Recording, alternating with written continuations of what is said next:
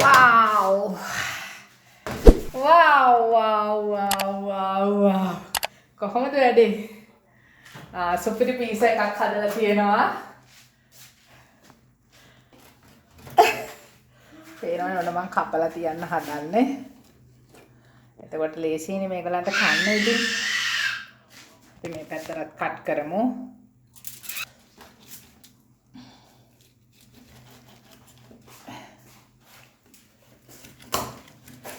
Yes.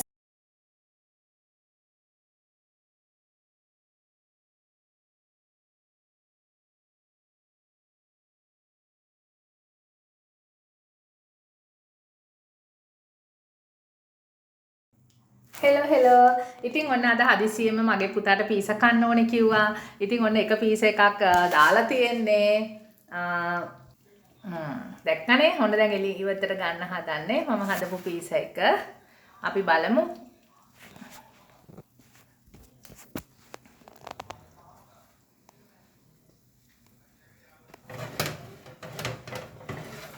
Wow! Wow, wow, wow, wow, wow. කොහොමද වැඩේ? සුපිරි පීසා එකක් හදලා තියෙනවා.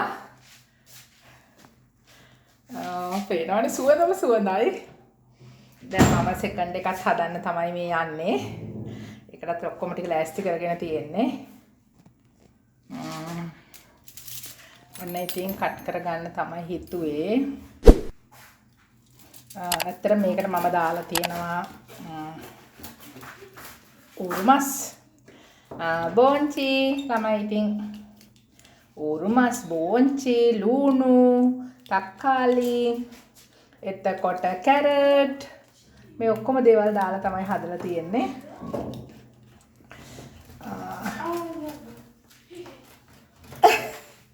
පේනවනේ ඔන්න මම කපලා තියන්න හදන්නේ. එතකොට ලේසියිනේ මේගොල්ලන්ට කන්න ඉතින්. අපි මේ පැත්තට කට් කරමු.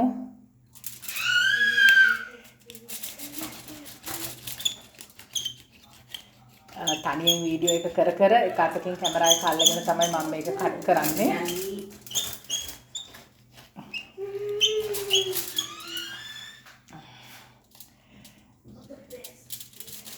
අනිත් එකත් ඉක්මනටම හදන්න ඕනේ. මේකේ උනාට නිවෙන්න එපා ඉතින් මේගොල්ලන්ට කන්න. මේගොල්ලෝ ඉතින් ආසාවටනේ ඉල්ලන්නේ. කඩෙන් කොච්චර ගෙනාවත් මේ රටවල් වල ඉඳලා මෙයාලට මම හදන එක තරම් නම් රහ නැහැලු. ඉතින් ඒක තමයි මේකේ රහස. පේනවනේ. ඔක්කොමත් හරි පීසා කපලා කට් කරන්න තමයි මම කැමති නැත්තේ. මේක ඇත්තට මෙන්දර කරන්නේ හස්බන්ඩ්. අද යා නැහැ. මේ වෙලාවේ ඉතින් මටම ඒකත් කරන්න උනා. පුතා ඔන්ලයින් ක්ලාස් එකක. පේනවනේ. මම ඉතින් කට් කරනවා.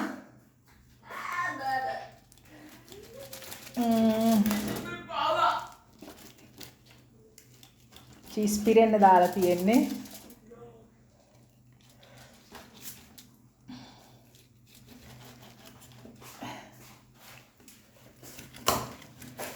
yes ඔන්න මම කට් කරලා ඉවර කරගත්තා.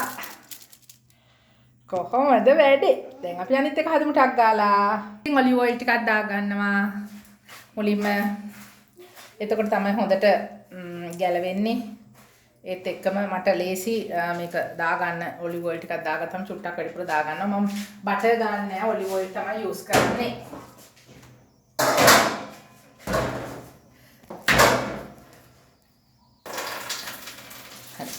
ඔන්න ඉතින් පිපිලා තියෙන ඩෝ එක මම ගෙඩාවා. දැන් මේකේ පොඩ්ඩක් දාගෙන මම මේකේ තැටිය වටේට මේක චුට්ටක් යන්න මෙන්න මෙහෙම කරගන්නවා. ඒක ලේසි ඒකෙම කරගත්තාම දැන් මම තුනී කරනවා. හොඳින් බලන්න. මේක මෙන්න මේ වගේ හොඳට රබර් එක වගේ ඇදෙන්න ඕනේ. පේනවනේ මේ කලින් එකේ පොඩ්ඩක් කුඩු එක ගණන් ගන්න එපා. මොකද මම කලින් එකක් හදපු හින්දා තමයි එහෙම. මම නැවත මේ තැටිය හොදලා ගත්තේ නෑ. තැටිය රස්නේ. ඉතින් මට කරදරයි. ඒ නිසා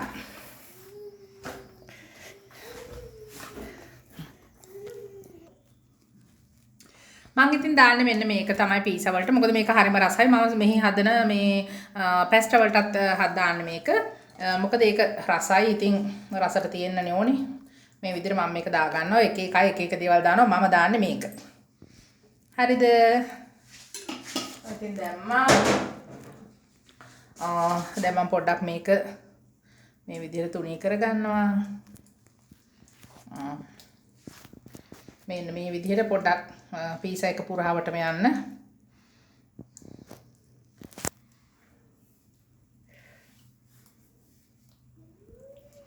right. පේනවනේ මේක ඇද්දෙනවා. ඉතින් අර ගානටම ගන්න අමාරුයි. right. දැන් මම මේ ලෑස්ති කරගෙන තියෙනවා. මේගොල්ලෝ ඉතින් බොඩි ළමයිනේ.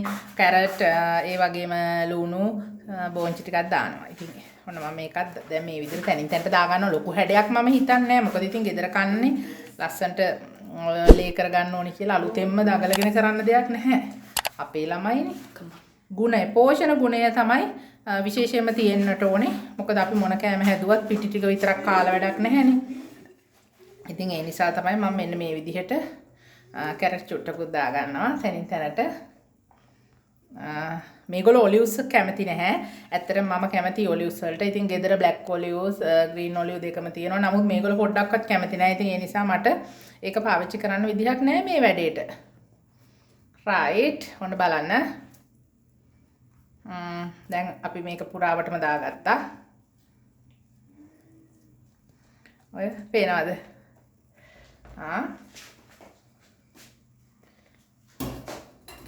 හැමතැනටම දාගත්තා. දැන් මම අද පාවිච්චි කරන්නේ මෙන්න මේක. පේනවනේ? පෝක් එක.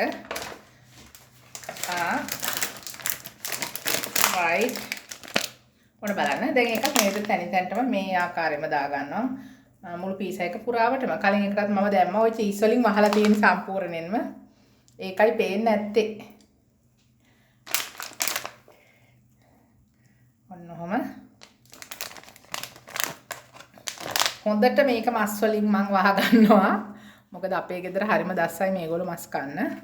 විශේෂයෙන් එළවලු කන්නම් හරි අකමැති. නමුත් මස් මාළු නම් කන්න හරිම කැමති මේගොල්ලෝ. ඒ නිසා මම මෙන්න මේ විදිහට මේ සම්පූර්ණ පැක් එකක් මේකට යොදා ගන්නවා. දැන් පේනවනේ කොච්චර දාලාද කියලා නේද? සම්පූර්ණයෙන්ම. දැන් තමයි අපේ මම පොඩ්ඩක් චුට්ටක් ටච් එකක් දෙනවා. ගම්බිරිස් ටච් එකක් දෙනවා පුංචියට. අපේ දේශීය කුළුබඩු ගුණයි පේනවනේ.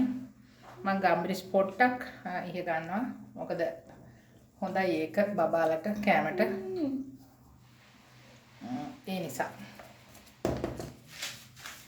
ඒ වගේම පොඩ්ඩක් ලුණු චුට්ටක් දාගමු. මම ඩෝ එකටත් දාලා තියෙන්නේ ලුණු. නමුත් ලුණු චුට්ටක් අපි එකතු කරගමු. පොඩ්ඩක්. මොකද මේ එළවලු වලට පොඩ්ඩක් වදින්න ඕනේනේ. ඉතින් ඒ නිසා නැත්තම් මම පීසා එක ඩෝ එක අනද්දි ලුණු ඔක්කොම දාලා තියෙන්නේ. නමුත් ඉතින් වැඩි රසට අපි මෙහෙම දාගමු. නේද? right. ඔන්න දැන් අපි චීස් දාගන්න යන්නේ. මම දාගන්නේ මේවා ප්‍රෙසිඩන්ට් චීස් එක. ඔන්න බලන්න. ගොඩක් දාගන්නවා චීස්. මොකද ළමයි කැමති. ඒ වගේම රස ගොඩක්. මේ එක එක්කෙනා එක එක විදිහට හදනවා. මම නම් හදන්නේ මෙහෙම. මට අමතක වුණා මම පොඩි කෙචප් ටොමැටෝ කෙචප් එකෙන් පොඩි ටච් එකක් දෙනවා. මේකට ලොකුවට නෙමෙයි. මෙන්න මේ වගේ පොඩියට දා ගන්නවා කෙචප් චුට්ටක්. ඒතර ලේසි. නැත්තම් ඔක ආයි ගාගෙන කන්න බෑනේ. ඉතින් ඔන්න ඔය විදිහට මම හොඳට චීස් දා ගන්නවා. ඉතින් ඒක මතක් කරනවා මේව බලන ගමන් අපේ මේ melody of Iresha with Imaji Flora YouTube නාලිකාව subscribe කරන්න, like කරන්න, share කරන්න කියලාත් ඔයගලන්ගෙන් ආදරෙන් ඉල්ලා සිටිනවා. ඒකම bell icon එක touch කරන්න කියලාත් ආදරෙන් ඉල්ලා සිටිනවා. කෑම ජාති ඉතින් තමන්ගේ දරුවන්ට නිවසේදීම හදලා දෙන එක තමයි මගේ නම් එකම ප්‍රාර්ථනාව සහ එකම සතුට. දරුවෝ නිරෝගීව ඉන්න ඕනේ අපි මොන දේ කරත්. ඉතින් මම ගෙදරදී තමයි මේ හැමදේම හදන්නේ. ඔන්න ඉතින් හදාගත්තු පීසා එක oven එකට දැම්මා සෙල්සියස් අංශක 180ට විනාඩි 20ක් ප්‍රීහීට් වෙච්ච oven එකට තමයි මම දැම්මේ. අපි බලමු විනාඩි 20කින් ඔන්න ඒ අතරතුර මගේ පුතාට කන්න ඕනේ කියනවා. ඉතින් මම එයාට පීසා කෑල්ලක් දැන් දෙන්න තමයි යන්නේ. බලමු අපි යාගෙන් රහ කොහොමද කියලා අපි යාගෙන් අහලා දැනගමු. හදපු කෙනාට වැඩිය කන කෙනානේ රහ මුලින්ම දන්නේ නේද? අපි යාගෙන් අහලා බලමු රහ කොහොමද කියලා.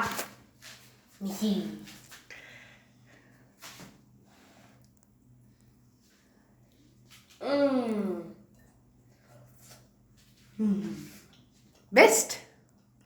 කඩේවට වැඩිය හොඳයිද? මොනවද රස වැඩිපුර දැනෙන්නේ?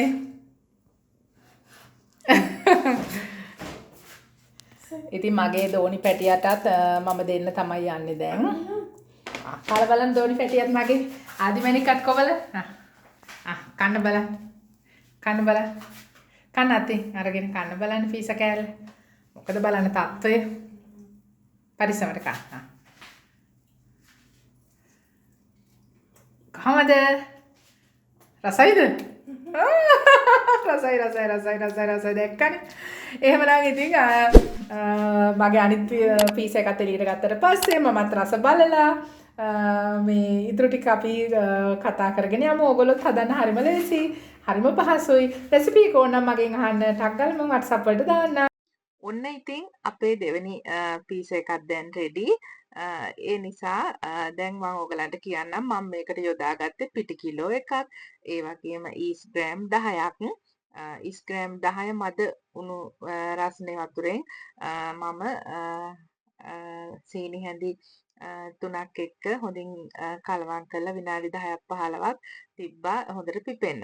ඊට පස්සේ ඔලිව් ඔයිල් මේස හැඳි 3ක් විතර දාලා ලුණු අවශ්‍ය ප්‍රමාණයට දාලා මම නම් ලුණු දැම්මා තේ හැඳි 3ක් පිටි කිලෝ එකක් නිසා දාලා හොඳින් කලවම් කරගත්තා. මේ ඩෝ එක හොඳට අනා ගන්න එක තමයි හොඳටම කරන්න ඕනේ. එහෙම නැතුව මේ පීසා එක හදන්න අමාරුයි. එතකොට තමයි හොඳට බන් එකක් වගේ හොඳට එන්නේ මේ ඩෝ එක ලස්සනට.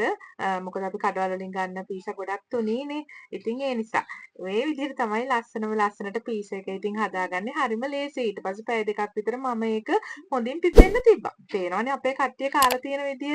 එහෙමනම් ඉතින් ගිහිල්ලා එන්නම් ආයෙත් ලස්සන වීඩියෝ එකකින්. අපිව අමතක නොකර subscribe කරලා like කරලා share කර bell icon එක touch කරන්නත් අමතක කරන්න එපා. ඉතින් ඔයගලගේ ආදරීය comment එකකුත් එකතු කරන්න. මල් වවනවා වගේම ඉතින් මගේ කෑමත් නිතරම බලන්න. එහෙමනම් ගිහිල්ලා එන්නම් හැමෝටම සුබ දවසක් ආයිබෝවන්.